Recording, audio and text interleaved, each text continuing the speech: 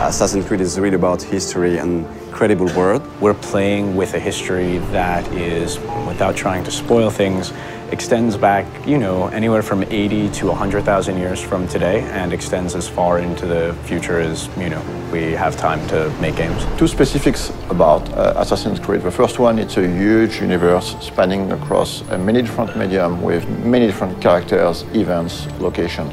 The second one is the community. The community on Assassin's Creed is extremely knowledgeable about this universe and also has very high expectation about what's coming next in terms of story. So putting all these things together, we realized it was time to fit everything into one reliable source of information. Actually, it really has been a back and forth process between the encyclopedia writers and the games writers to make sure that all the content of the book, of the encyclopedia, is really accurate. Well, we start by going through all the data, and then we would decide on what articles we wanted to do. And once we had that settled, we would write down a brief description of the article, send it out to the external writers, who would then return the full content to us. The best part about this project was adding new content.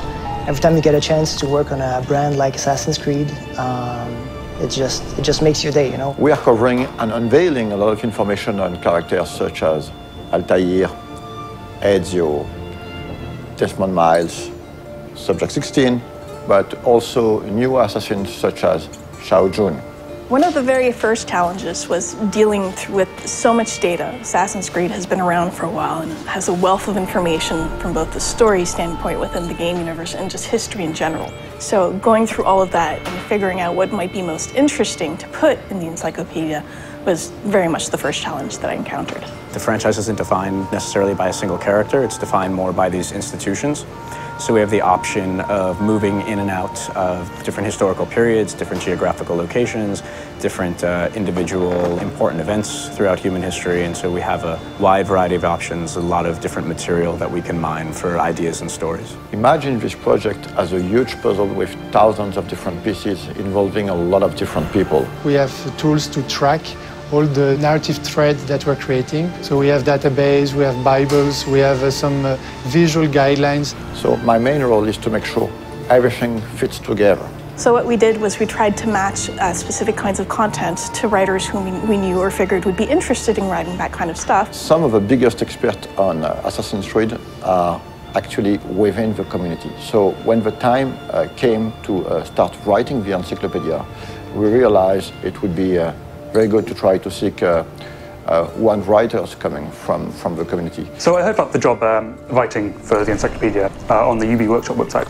and I thought, well, it's about video games, it's about history, so it seemed perfect for me. We were really surprised by the reaction. We got hundreds of submissions, and some of them were very, very good. Well, most of the stuff I wrote was biographies, so of both the characters purely from the games and historical figures behind it. To make a long story short, instead of hiring one person, we finally hired 5 writers coming from the community. What I tried to do is dispatch the articles based on some of the test submissions they'd sent in, seeing what they liked to write best, and then we kept it contextually similar. We tried to minimize the risk of bad overlapping and maximize the opportunities of cross-referencing.